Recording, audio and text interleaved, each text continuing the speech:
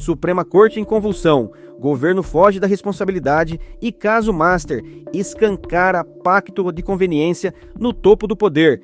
O que está acontecendo nos bastidores da Suprema Corte não é apenas uma crise institucional, é um retrato cru da decomposição moral do sistema de poder brasileiro, um cenário de intrigas, autoproteção, cálculo político e covardia institucional, onde ninguém quer assumir o custo da verdade e todos disputam quem ficará menos chamuscado quando a bomba explodir de vez. O escândalo envolvendo o Banco Master deixou de ser um problema financeiro há muito tempo.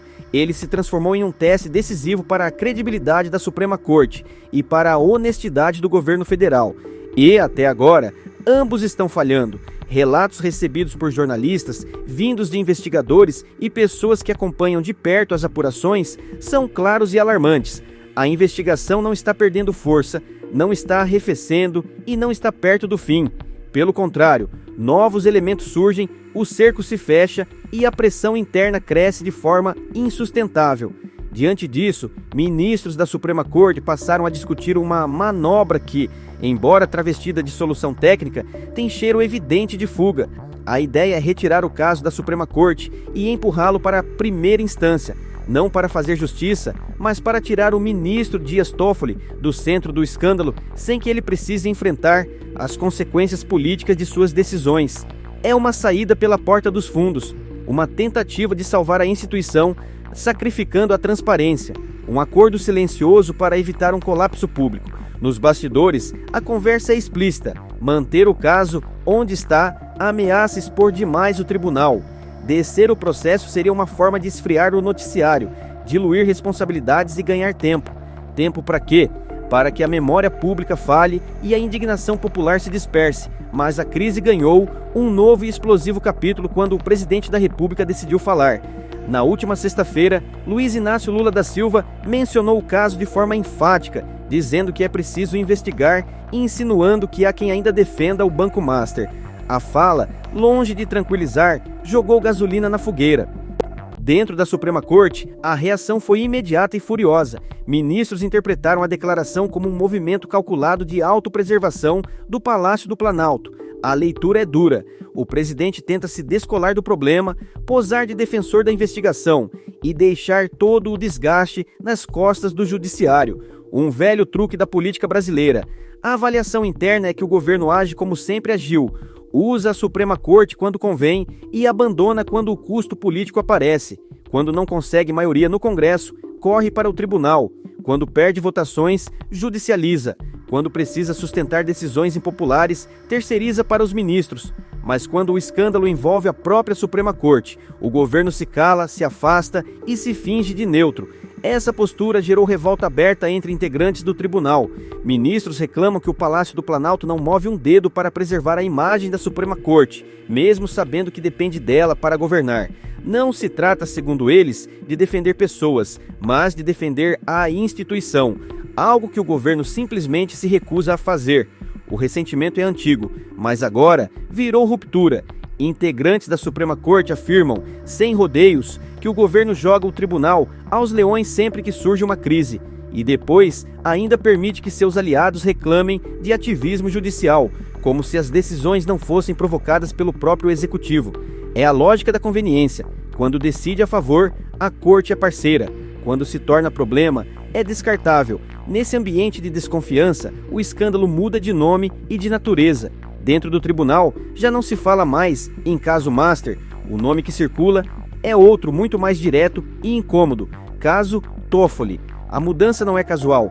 Ela reflete a percepção de que o problema não está apenas na instituição financeira, mas no comportamento de ministros, nas decisões tomadas, nas relações construídas e na blindagem mútua que parece reger o topo do judiciário. Ministros que saíram em defesa de Dias Toffoli estão indignados com o presidente da República. Eles acusam Lula de lavar as mãos, de jogar para a plateia e de fingir neutralidade enquanto o tribunal afunda em desgaste. Na visão desses ministros, o presidente age com frieza calculada, não enfrenta o problema, não esclarece os fatos, não protege a instituição e não assume nenhum risco político.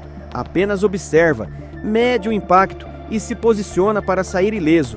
Enquanto isso, a Suprema Corte se contorce internamente, tentando decidir se protege um ministro, se protege a si mesma ou se sacrifica a própria credibilidade em nome da sobrevivência institucional.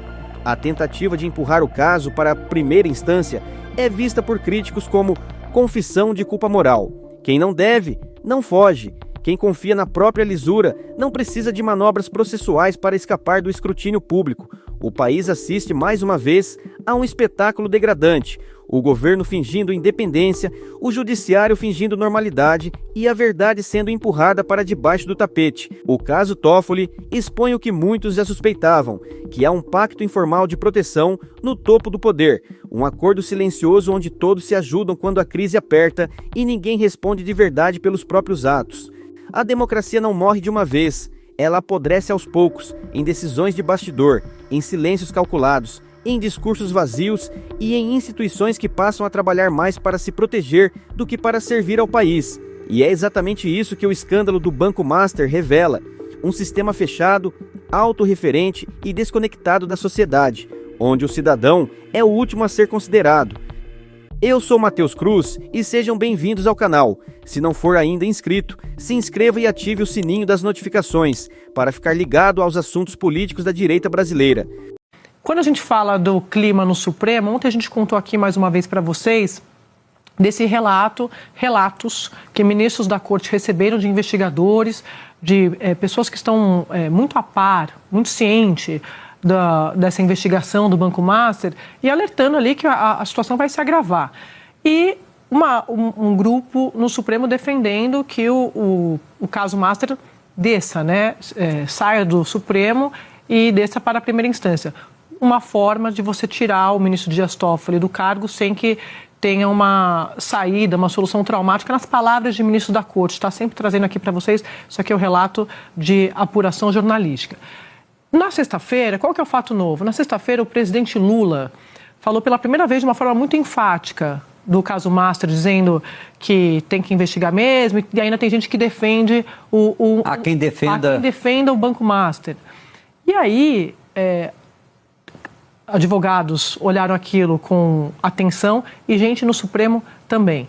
Acham que tem muita coisa que está saindo, muita coisa que tem sido discutida e debatida, numa avaliação de que o Palácio do Planalto, quando tem alguma crise envolvendo o Supremo, quer se isolar, quer se preservar, se blindar e deixar o desgaste só com o Supremo. Não que ele precise apoiar publicamente um ministro ou outro, mas que eles acham que nos bastidores do Palácio do Planalto poderia estar ajudando mais na preservação da imagem do Supremo. Estou contando só qual que é o clima, o humor do Supremo, porque isso obviamente tem impacto no que acontece dali para frente envolvendo decisões de ministros da Corte, tá?